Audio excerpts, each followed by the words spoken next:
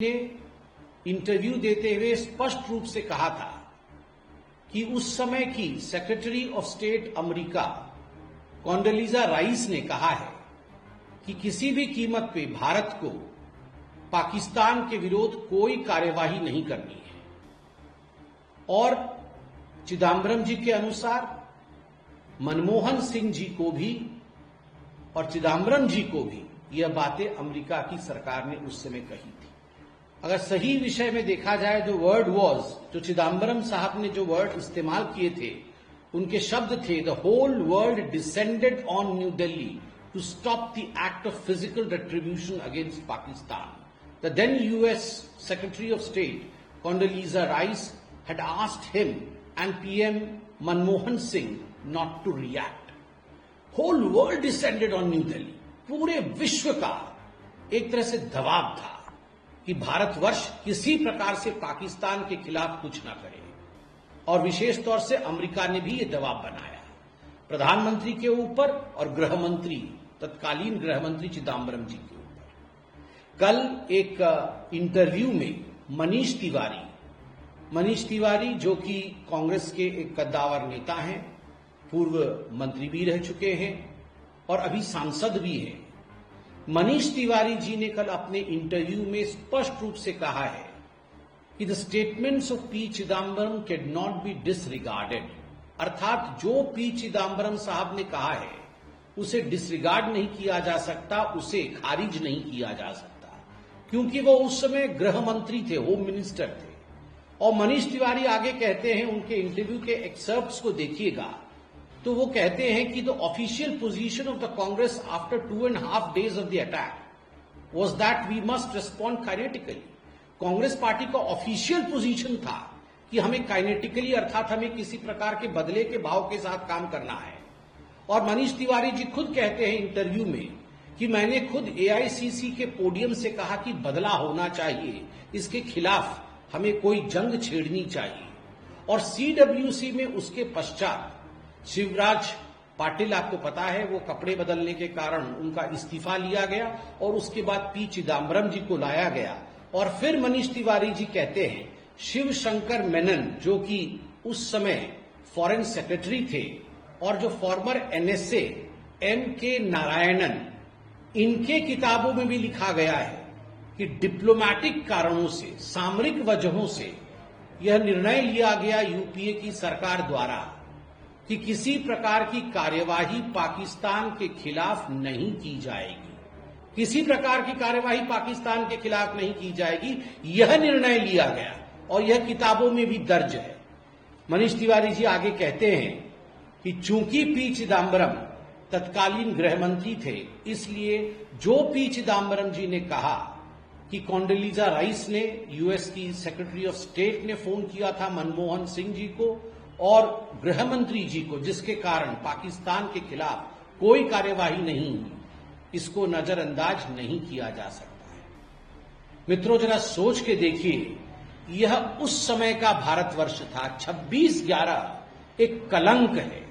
26/11 जिसमें लगभग 160 हिंदुस्तानियों से अधिक लोगों की मौत हुई।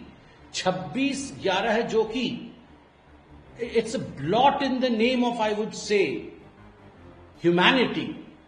टेररिज्म का एक चरम सीमा भारतवर्ष देखता है। और उस समय केवल इसलिए, quote unquote, because the whole world descended upon New Delhi, पूरे विश्व ने चाहा कि कुछ नहीं होना चाहिए, इसलिए कांग्रेस पार्टी ने निर्णय लिया कि कुछ हम नहीं करेंगे पाकिस्तान के खिलाफ। यह था उस समय का हिंदुस्तान गांधी परिवार के शासनकाल में। आपको क्या लगता है, यह निर्णय किसने लिया होगा? मैं आज आपको बताता हूं, यह निर्णय गैर कानूनी तरीके से और अनकॉन्स्टिट्यूशनल तरीके से सोनिया गांधी जी ने लिया होगा। एंड सोनिया मैडम ने ही डिक्टेट किया होगा मनमोहन सिंह को, और मनमोहन सिंह जी के साथ साथ गृह मंत्री चिदंबरम जी। It was the dictation of Sonia Gandhi that don't act against Pakistan. यह सोनिया गांधी जी का ही डिक्टेशन था कि पाकिस्तान के खिलाफ किसी प्रकार की कार्यवाही न की जाए, पाकिस्तान के खिलाफ कुछ भी गतिविधि नहीं होनी चाहिए। यह सोनिया गांधी जी का ही डिक्टेशन था। मुझे तो आश्चर्य होता है कि भारतवर्ष जिसमें अदम्य साहस, अदम्य शौर्य है, उसके बावजूद भी सोनिया जी ने हिंदुस्तान को झुकाने का काम किया और पाकिस्तान को पनाह दिया। केवल इतना ही नहीं, आप देखिए नटवर सिंह जी का भी मैं निकाल के लेके आया हूं। नटवर सिंह जी ने क्या लिखा था अपनी किताब में।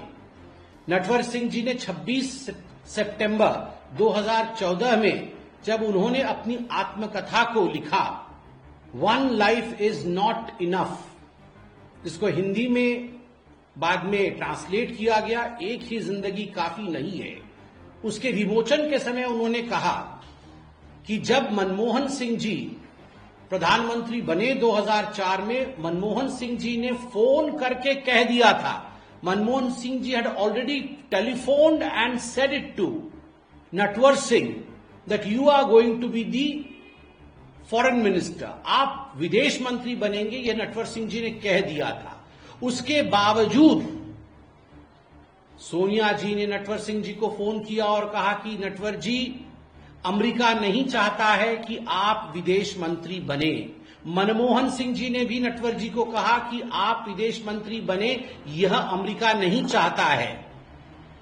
मगर नटवर सिंह जी भी अड़ गए कि मैं और कोई मंत्रालय नहीं लूंगा, मंत्रालय लूंगा तो केवल और केवल विदेश मंत्रालय ही लूंगा। इसलिए केवल 1 वर्ष के लिए उन्हें विदेश मंत्रालय सौंपा गया, 1 वर्ष के लिए ही उन्हें विदेश मंत्री बनाया गया। उसके बाद उन्हें उस पद से हटा दिया गया। आप सोच के देखिए, ये खुद नटवर सिंह जी जो कांग्रेस के कद्दावर नेता थे, उन्होंने अपनी आत्मकथा में लिखा है कि उस समय की सरकार, सोनिया जी की सरकार, अमेरिका से पूछकर ये तय करती थी कि कैबिनेट में मंत्री कौन होगा, who should be the ministers in the Indian cabinet. एक तरफ मोदी जी का नारा है, एक तरफ मोदी जी ने कहा है कि सौगंध मुझे इस मिट्टी की मैं देश नहीं झुकने दूंगा, सौगंध मुझे इस मिट्टी की मैं देश नहीं झुकने दूंगा। और दूसरी तरफ सोनिया जी का यह मानना था, सौगंध मुझे उस विदेश का, सौगंध मुझे उस विदेश का, मैं देश नहीं उठने दूंगी, मैं देश नहीं उठने दूंगी।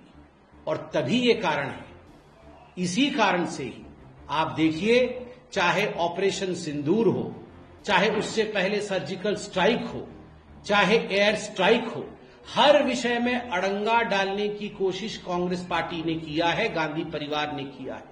हर विषय पर सवालिया निशान कांग्रेस पार्टी और सोनिया गांधी जी के कहने पर राहुल गांधी जी ने और प्रियंका वाड्रा जी ने लगाया है।